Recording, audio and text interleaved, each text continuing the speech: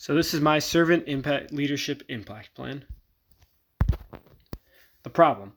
Toxic winning culture in college athletics has caused the needs of the student athletes to be ignored. Emphasis on winning over everything else has blinded coaches and athletic departments to the harm it causes student athletes. Yes, winning is fantastic. It's a great experience, and student athletes do go pro, but the reality is it's a very small portion of these student athletes that are going pro. So for them, sports cannot be the only thing. Starting with academics. If coaches don't care, the athletes don't care. Failing classes and skipping classes aren't an issue in these toxic winning environments when winning is all that matters.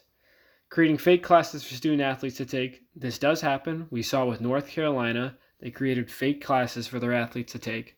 And, they're not learning anything. And these athletes who don't go pro leave college without having learned a thing in college and no experience. And that's going to hurt them after college, and it's just going to be a disaster. Money. Coaches paying kids / enticing kids with gifts to play for them. We saw this with Arizona basketball offering to pay DeAndre Ayton a lot of money to come play for them. And as many athletes have indicated, as we've seen before, this stuff happens all the time. And Arizona was more than likely not the only school that was offering to pay DeAndre Ayton. This is an issue because it takes away from what the experience of college is supposed to be about. For these athletes, it just becomes about the money for them. They're not concerned with the academics they're getting. They're not concerned with the team or anything like that. They're concerned about the money. Yes, DeAndre Ayton made a pro. Yes, he's making millions of dollars now. But what if he had a freak injury and didn't end up going pro, or leaves the pros real early? Now he's got an education, all because he went for the money. And care. Coaches who only care about the top performers.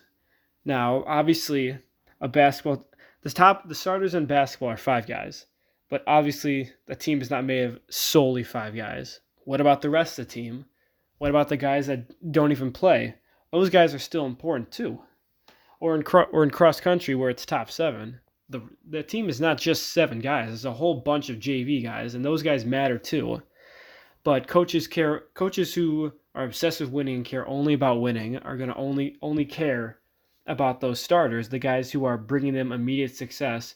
And not only does it hurt the morale of the rest of these players, they're not developing, and they're not getting what they came to the school for. And morality, sacrificing morals and ethics for winning. Obviously, if your only focus is winning, you're sacrificing your morals and your ethics. And we've seen this in recruiting. Coach Rick Pitino from Louisville basketball got fired because he had a stripper come in with potential recruits when they visited. That is sacrificing morality, and that's sacrificing your ethics. The sole purpose of getting good recruits to win. Now, proposal. Education is key. No laws or codes will prevent toxic winning culture. No laws or codes are going to prevent a coach from deciding he doesn't care about winning as the most important thing anymore. The only way to have proper change is for coaches and members of the athletic department to actually want to change things. They cannot be forced. If you try to make them, it just is not going to happen. I kind of compare this to like racism. You cannot force someone to not be racist. You have to show them why it's wrong and help and educate them on why it's wrong. You can't just tell them, hey, don't be racist anymore. They're not going to listen to that. And it's the same thing with this. You can't tell a coach, hey, winning is not the most important thing anymore. You have to care about the student athletes anymore. They're not just going to be like, oh, you're right. So the plan here is workshops. You can have workshops a whole year everywhere across the country with trained professionals who have been in these situations, who are from athletic departments, speak on why this toxic winning culture is bad, speak on how it impacts student athletes, the negatives of this.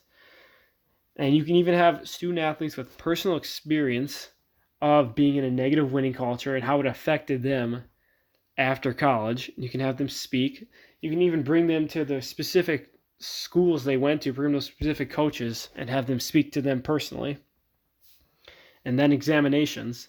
Target athletic programs that have had issues with this toxic culture. So, like with UNC or North Carolina, UNC or Arizona, or many of these other schools that have had these issues, you can send a trained professional to examine the school or examine the athletic program for a certain amount of time, have them come back with feedback, come back with a new approach, come back with what's going on, what's wrong, and how they can change, or go to programs that may not even realize what's wrong and bring it to them and help them change. This is the best way to change this culture and bring the focus of college athletics back to student athletes. Anticipated challenges. So obviously, change. Athletics bring in money, and championships bring even more money in. Why would an athletic department possibly sacrifice that for anything else? So getting coaches and athletic departments to be able to change is going to be hard. One, because that changes money. Two, because they're winning. Why would they ever change that? And acceptance.